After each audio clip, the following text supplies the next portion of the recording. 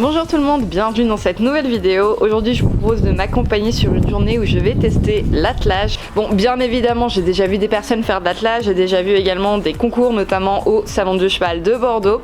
Vous reconnaîtrez peut-être les lieux puisque si vous suivez bien mes vidéos, c'est ici, à cet endroit même que j'ai acheté Haribo il y a un petit peu plus d'1 an. Sans plus tarder, je vous propose de rencontrer aujourd'hui Lucille, donc qui est la propriétaire des lieux et qui pratique la discipline. C'est elle qui va, au travers de ces images, vous en dire un petit peu plus et bah moi par la même occasion me faire découvrir et tester tout ça. C'est parti!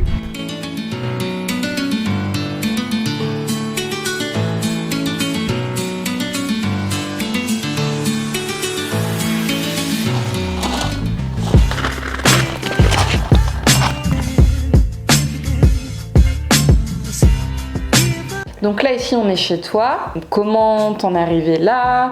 Qu'est-ce que tu proposes comme prestation chez toi mais aussi à l'extérieur? Est-ce que tu fais des compétitions aussi? Est-ce que tu enseignes? Qu'est-ce que tu nous fais? Nous on a créé l'élevage de la perle d'or donc il y a 6 ans maintenant. Donc on faisait que de la pension au départ et finalement je suis revenue à mes premiers amours, donc l'attelage. Et je propose maintenant des prestations, beaucoup de prestations pour les manifestations, les mariages. Je faisais des navettes pour des gens qui allaient dans des marchés aux plantes par exemple, pour amener leurs armes, choses comme ça. Donc là je faisais vraiment du transport de matériel jusqu'au parking. D'accord. Donc enfin, c'est très varié on va dire. Et tu as fait des démonstrations au Salon du Cheval d'Angers? Oui, aussi, oui. On fait tous les ans avec donc notre élevage. Donc, nous on élève des chevaux demi-trait du coup. Des chevaux de trait qu'on croise avec des chevaux plus légers, colorés. On essaye d'avoir de la couleur pour faire des chevaux d'attelage Originaux, un petit peu originaux par la couleur et surtout avec un tout petit peu plus de sang que le cheval de trait, mais costaud quand même pour pouvoir emmener la voiture. Ouais. Donc du coup des chevaux qui sont attelés et montés? Oui, tous tous polyvalents. Ouais. Oui. Ouais, ils sortent en CSO, en dressage, en attelage. Donc moi je suis en formation actuellement et du coup courant 2020, enfin on espère en septembre 2020 ouvrir une école d'attelage labellisée du coup.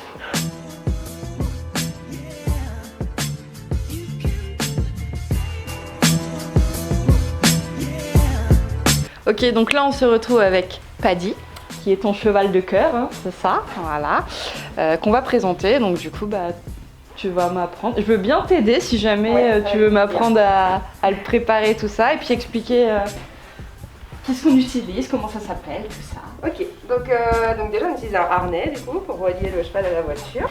Ça c'est un harnais ou c'est un surfait? C'est un harnais en fait. D'accord. Là, tout l'ensemble c'est un harnais. Donc après ça se divise en plusieurs morceaux, donc on dit pas un surfait, on dit une sellette.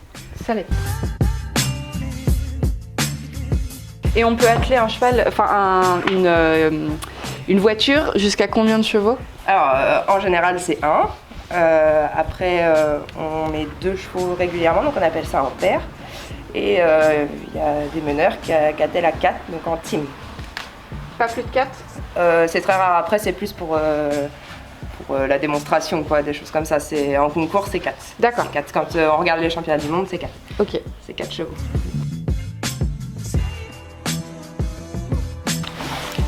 Ouais, quand on est cavalier, le moteur du cheval vient de derrière, mais quand il tracte, c'est devant. Alors nous aussi le moteur il est quand même derrière au niveau des allures, tout ça. De la vitesse. Mais par contre voilà, de la traction ça vient de devant. Et pas du dos, surtout pas du dos, parce que c'est comme ça qu'on casse les chevaux clairement.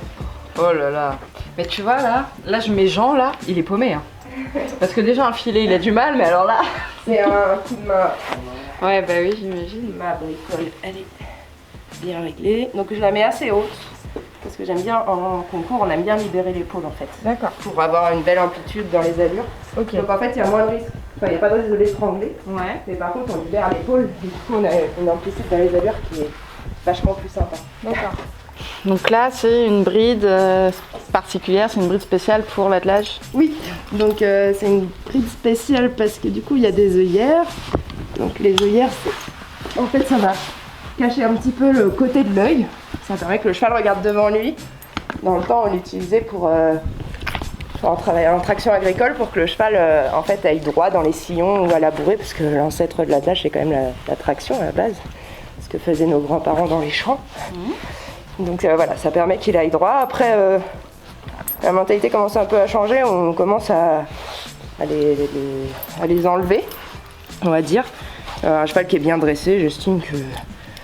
Alors pas que Paddy n'est pas bien dressé, mais Paddy il a trop été habitué comme ça, et il a 15 ans maintenant, on va pas lui changer ses habitudes. Par contre c'est vrai que des jeunes chevaux qui sont bien mis et qui sont pas peureux, des fois ça permet qu'ils soient moins peureux, on va dire, en extérieur. Ils voient autour d'eux, et c'était aussi fait pour cacher la voiture. Du coup, une fois qu'ils sont bien dressés, j'estime qu'on n'a plus besoin de leur cacher la voiture. T'as pas besoin d'un permis particulier pour conduire? Pour l'instant, ils n'imposent pas. Après, ils parlaient il y a quelques temps d'imposer un certain niveau pour aller par exemple en extérieur. Ouais. Des choses comme ça. Pour l'instant, non. Ok. Et donc du coup, en termes de niveau de sécurité, tout ça, donc, ton groom a un gilet de crosse, le port du casque obligatoirement, en termes d'harnachement, en termes de... Voilà, il faut du matériel de sécurité, il faut des harnais en état, bien entretenus, ajustés. C'est un minimum. Les voitures, c'est pareil, il ne faut pas atteler avec la voiture. Alors c'est très bien la voiture de votre grand-mère, mais au niveau de sécurité, il faut être sûr que ça a été refait, ou voilà, être sûr de l'état de vétusté, parce que il y a beaucoup d'accidents. Ouais. Je pense que... Oui, parce qu'on voit beaucoup de personnes qui se lancent un petit peu dans l'attelage sans forcément connaître la chose, et en fait, ils se rendent pas compte du nombre d'accidents qu'il peut y avoir. Je pense personnellement, oui, que c'est des poneys, c'est mignon, c'est tout ça. Ça serait rigolo d'aller se promener avec les enfants, mais bon, faut être formé, faut former le poney, faut avoir le matériel adéquat. Enfin, il y a vraiment une question de sécurité à prendre en compte. C'est pas parce qu'on n'est pas sur le cheval qu'il n'y a pas d'accident. On est loin du cheval et il faut réagir en cas de problème, il faut savoir réagir. Donc du coup, ce qu'on attelle derrière le cheval, c'est pas des calèches, ça s'appelle... C'est une voiture. Ok, une voiture, et il en existe plusieurs, j'imagine. Oui, il y a toutes les sortes. Oui, une voiture un peu plus sportive, un peu plus promenade. On peut mettre jusqu'à une vingtaine de personnes même. Du coup, là, on va utiliser une voiture de marathon, qui a 4 roues du coup, et derrière elle a un porte-groom. Donc celle-là, elle est mixte parce qu'elle a des sièges derrière. Les vrais marathons, ils n'ont pas de siège à l'arrière, on peut pas emmener des gens avec nous. Donc j'ai 4 freins à disque, un frein de parking, et là elle est montée du coup pour un seul cheval, parce que celle-là elle fait 2 chevaux ou un seul. Donc là on a un palonnier qui va servir en fait à tracter la voiture. C'est ça qui va nous permettre d'emmener la voiture derrière le cheval, et les brancards qui vont relier le cheval à la voiture.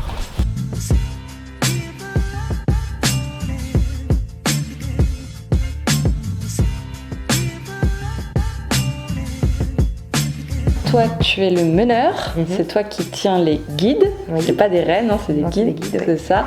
Tu as un groom qui est derrière toi, donc qui sert à stabiliser la voiture et aussi à gérer du coup ton cheval une fois que vous êtes à l'arrêt, ou juste à 2 ça peut aller, ou est-ce qu'il y a des fois, par exemple, si tu as davantage de chevaux qui sont attelés, est-ce que tu as besoin de 2 grooms, ou selon le poids de la voiture aussi, Alors c'est en fonction du nombre de chevaux, jusqu'à 2 chevaux c'est 2 personnes, donc meneur et groom, et après 4 chevaux il y a 2 grooms. 2 grooms, okay. À chaque paire en fait. Ça arrive souvent de perdre le groom.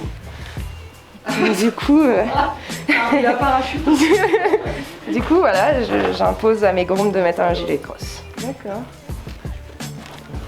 Il y a des galops aussi, du coup, pour l'attelage. 1 à 7. 1 à 7. Ouais, galop 1 à 7, spécifique attelage du coup. Et il faut le galop combien pour sortir en compétition? C'est 2, pareil que monter. Le concours d'attelage, donc entre guillemets traditionnel, donc on peut le comparer au concours complet. Ouais. Donc en fait, il y a une épreuve de dressage, qui est pareil qu'une épreuve montée. Il y a une épreuve de maniabilité, donc avec des cônes et des balles sur des cônes. Donc c'est un parcours imposé à franchir le plus vite possible sans faire tomber de balles. D'accord. On peut se comparer aux d'obstacles. Donc le marathon, comme l'épreuve de cross, donc on appelle ça un routier. Donc un routier qui peut aller, on va dire 7 à 12 km à faire au trot. On a souvent une phase imposée au pas. Et en fait, du coup, à travers ce routier, on a des obstacles de cross qui sont dispatchés. Et, donc ça peut être un gué, ça peut être une forêt d'arbres, voilà, avec des portes à passer le plus rapidement possible, sans toucher, parce que sinon il y a du dégât. Ah bah ouais.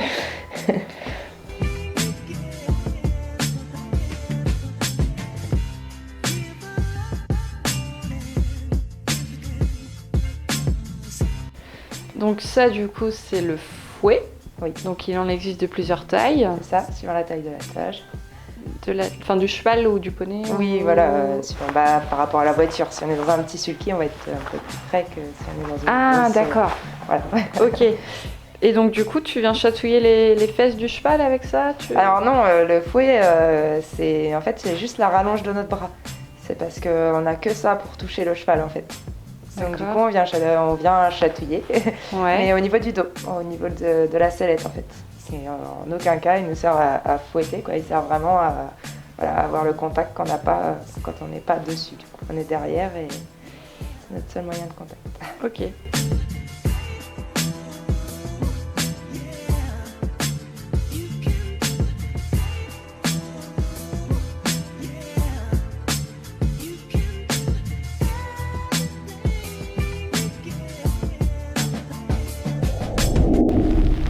Tu mets ton pied sur le marchepied. Peu importe. Ouais. Là, on a le cul trempé. Je te montre au départ. Alors, donc, du coup, tu vas prendre tes rênes comme ça, en fait. Tu pousses vers le ciel. Voilà, face à face, le pendant dans le petit doigt, voilà, pour pas gêner tes mains. Tu serres les doigts sur tes rênes. Après, il y a d'autres techniques, tu veux que je te les montre? Ouais. Alors, il y a une main. Une main, c'est comme ça. Donc, en fait, tu mènes ton cheval, si tu veux aller à gauche, tu fais une tension vers le haut. Si tu veux aller à droite, tu fais une tension vers le bas. Si tu veux t'arrêter, pareil. Et après, tu vas au carré. Au carré, tu viens chercher. Donc là, tu as une main. On appelle ça une reprise de guide. Tu viens chercher ton carré et en fait, ça fait un couloir de guide. Nous, on appelle ça le pont en équitation. Ouais. Là, du coup, c'est un couloir de guide. Ça permet. Bon, enfin, moi, personnellement, j'utilise cette méthode-là parce que je trouve que c'est plus précis. Ouais. On a beaucoup Au moins, plus t'as de tout le temps le précision. même. Et puis j'ai appris comme ça. Donc aujourd'hui, mon instructeur, il me fait remener, on va dire comme ça, et j'ai beaucoup de mal. D'accord. C'est très compliqué pour moi. Donc tu vas avancer tes mains et pas dit marcher avec une voix un peu. Pas dit marcher. Marcher. Boy.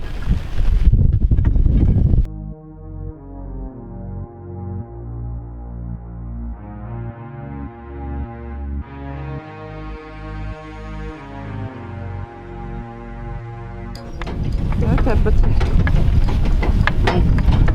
Voilà. Et ça fait travailler le dos, mine de rien, nous aussi. Hein. Ouais, il faut bien se tenir droite. Et alors les jambes là, normalement. Les jambes devant toi. Faut pas les pointer avec le frein. Moi, j'ai tendance à le regarder lui, en fait. Ouais. Bah, ça vous dérange pas si on trottine? Il faut que je sois douce dans mes mains aussi pour pas rester agrippée à sa bouche. Ah, puis ouais, lui, il fonctionne. Je suis jamais en tension dessus. C'est toujours. Prends, je relâche en fait. Oui. Une fois qu'il est installé dans son allure, on le laisse gérer. C'est ça.